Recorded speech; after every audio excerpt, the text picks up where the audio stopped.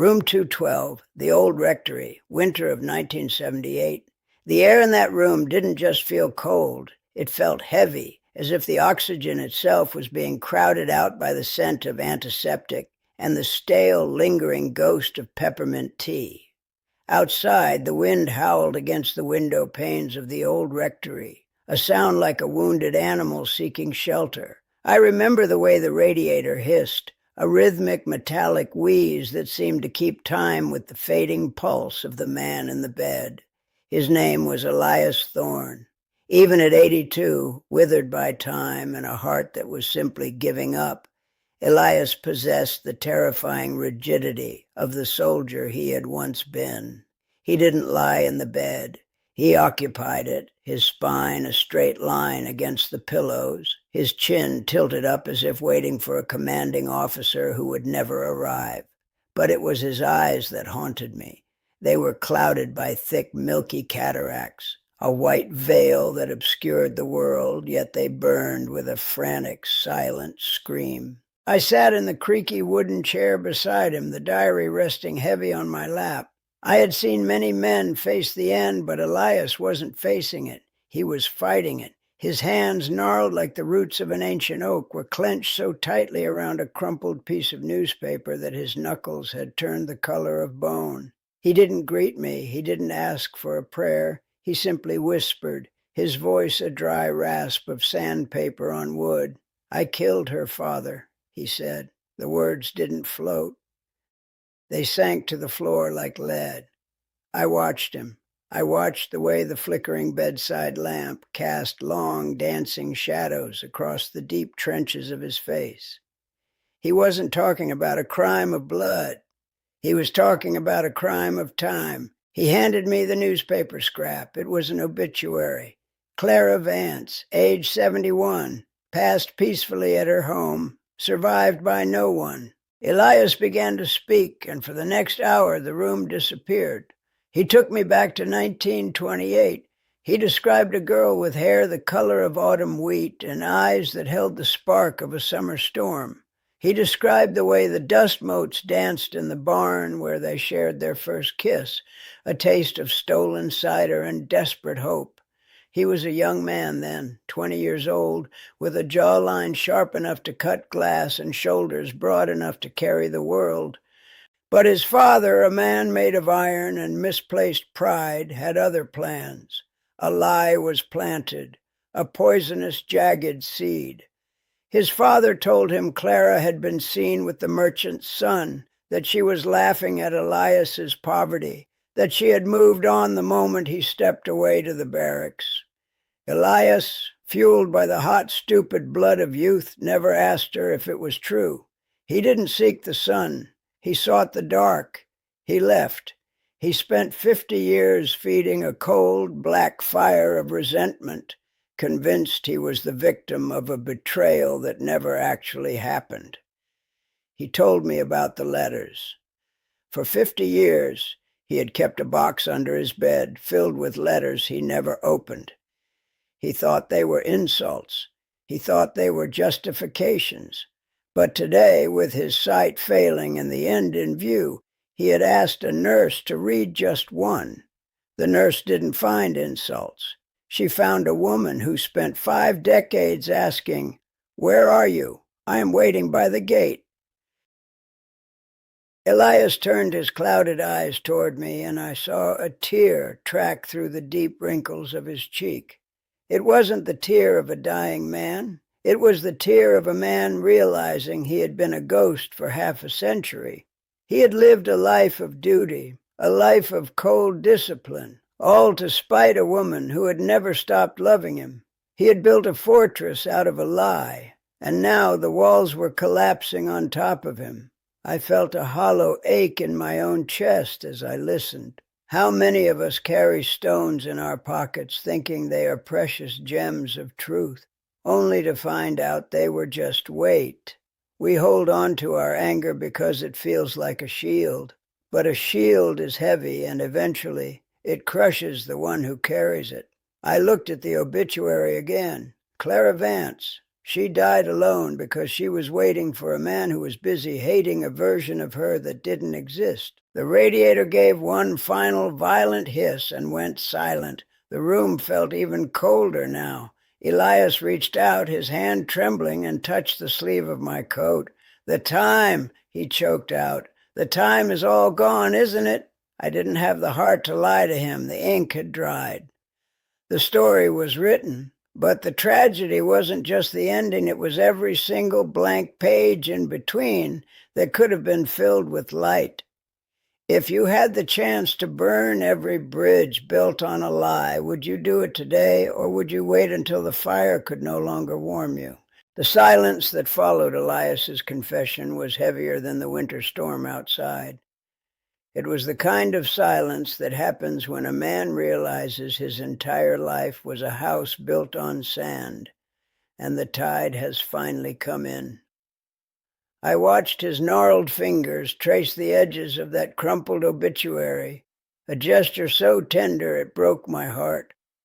This man, who had spent decades behind a mask of military stoicism, was finally coming apart at the seams. "I called her a traitor, Father," he whispered, his voice cracking like dry autumn leaves. "Every night for 50 years before I closed my eyes, I cursed her name. I blamed her for the hollowness in my chest. I blamed her for the fact that I never truly loved the woman I eventually married. My poor Sarah. She lived in the shadow of a woman I thought had spat on my soul." He gestured weakly toward a small, battered wooden trunk at the foot of his bed. "The box. Open it, please." I stood up, my knees popping in the quiet room, and knelt by the trunk. It smelled of cedar and damp earth. Inside, beneath a folded 1940s military uniform, lay a stack of envelopes. They weren't yellowed, they were gray, as if the very color had been drained out of them by decades of neglect. I picked one up. The handwriting was elegant, a flowing script that seemed to dance across the paper despite the tragedy it contained. "Read the one from June 1932, Elias commanded, his sightless eyes fixed on the ceiling. I opened the brittle envelope. The paper felt like onion skin, ready to disintegrate at the slightest touch. I began to read aloud, my own voice trembling as the words of a ghost filled the sterile hospital room. "My dearest Elias," the letter began, "the sunflowers are tall now, reaching for a sun I cannot see because you are not here. Your father told me you found someone else in the city. He said you asked him to tell me never to write again. But I know your heart, Elias. I know the boy who carved our names into the old oak. I will be at the gate every Sunday at sunset. I don't care what they say. I will wait until the stars fall or until you come home." I stopped. The air in the room felt like it had turned to ice. I looked at Elias. His jaw, still sharp even in old age, was trembling uncontrollably. "My father," Elias rasped. "He didn't just tell me she was unfaithful. He told her I was the one who had moved on. He intercepted every letter I sent. He wrote a letter in my name, imitating my hand, telling her I had married a girl from the city. He killed us both, Father. He killed the girl who waited, and he killed the man who should have been there." The cruelty of it was breathtaking. A father's pride, a desire to see his son better himself, away from a farm girl, had resulted in 2 lives spent in a prison of misunderstanding. Elias had spent 50 years in a trench of his own making, firing at an enemy that was actually his greatest ally. He had stayed away out of spite, and she had stayed put out of hope. I thought about the physical toll of a lie. We think of lies as clouds, intangible, fleeting. But a lie like this is a physical weight. It bends the spine. It clouds the eyes. Elias wasn't blind just because of cataracts. He was blind because he had refused to see anything other than his own wounded pride. He had cherished his anger more than his curiosity. "I visited the farm once," Elias continued, his voice dropping to a ghostly murmur. 10 years ago. I sat in the car at the end of the lane. I saw a woman hanging laundry. She looked old, tired, But she had that same way of tucking her hair behind her ear. I hated her for looking so peaceful. I put the car in gear and drove away. I didn't know she was hanging those clothes alone because she had never let anyone else into that house. He reached out and grabbed my wrist. His grip was surprisingly strong, the desperate strength of a drowning man. I lived for 82 years and only 3 of them were real. The rest was just a ghost haunting a body. I let a lie eat me from the inside out until there was nothing left but bitterness and metals. I looked at the stack of letters, hundreds of them, a lifetime of I love yous and where are yous that were never heard. Each envelope was a tombstone for a day they could have shared. I realized then that the most dangerous lies aren't the ones told to us by others, but the ones we choose to believe because they justify our pain. The snow began to pile up against the window, muffling the world outside. Inside room 212, the truth was finally out, but it had arrived too late to save anything but a soul. The man before me was a hollow shell, finally realizing that the war he had been fighting was against a shadow. If you discovered that your greatest enemy was actually the person who loved you most, would you have the strength to forgive yourself, or would you let the darkness finish its work? The storm outside had reached a fever pitch, the wind rattling the old window frames of the rectory like a ghost trying to claw its way inside. But inside room 212, the air had grown unnervingly still. Elias Thorne lay there, his breathing now a shallow rhythmic hitch, the sound of a clock winding down its final spring. The revelation of the letters hadn't brought him peace. It had brought a devastating clarity that was almost too much for his frail heart to bear.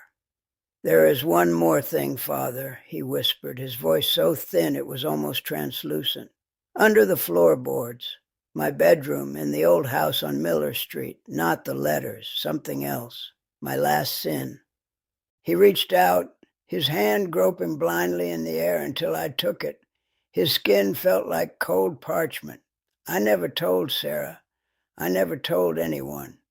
When I came back from the war before I married, I went to Clara's farm one night. I didn't go to talk. I went to hurt her with my silence. I stood in the dark, watching her through the kitchen window.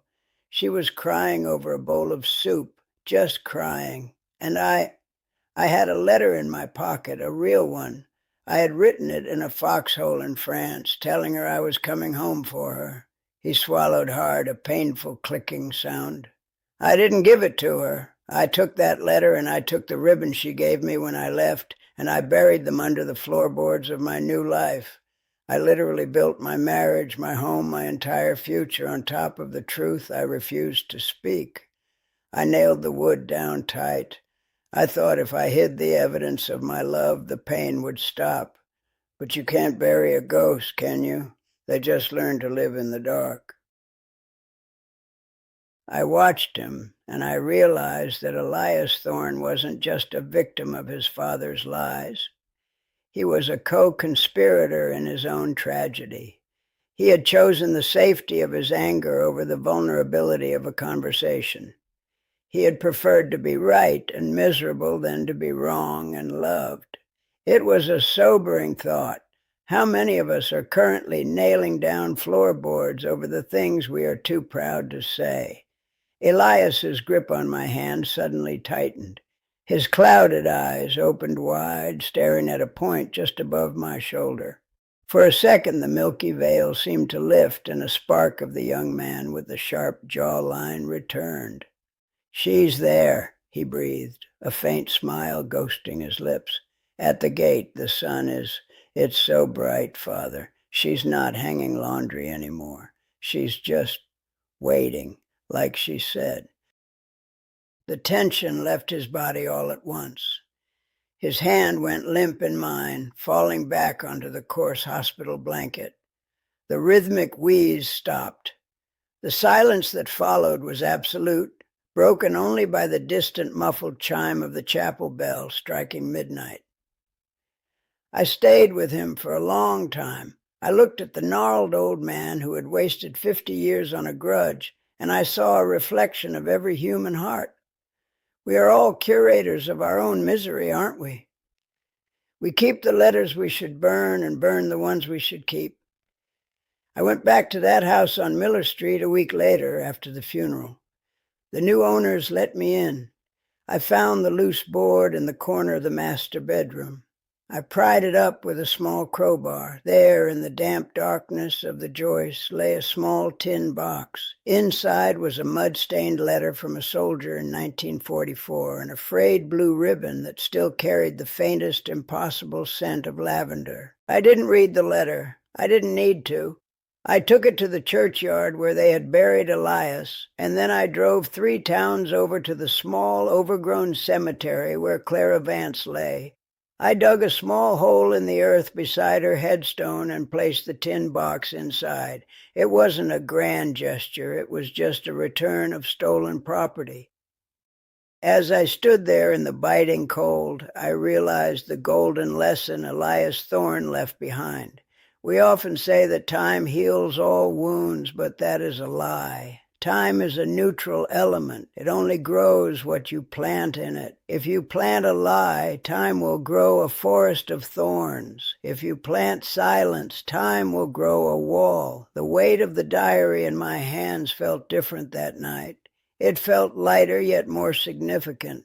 We are the authors of our own peace, and the ink we use is the truth we are brave enough to speak while we still have the breath to say it.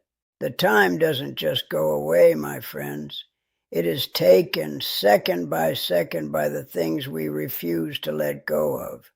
If you knew that your pride was the only thing standing between you and a lifetime of light, would you have the courage to drop the hammer and pull up the floorboards? Open a new page today before the ink runs dry.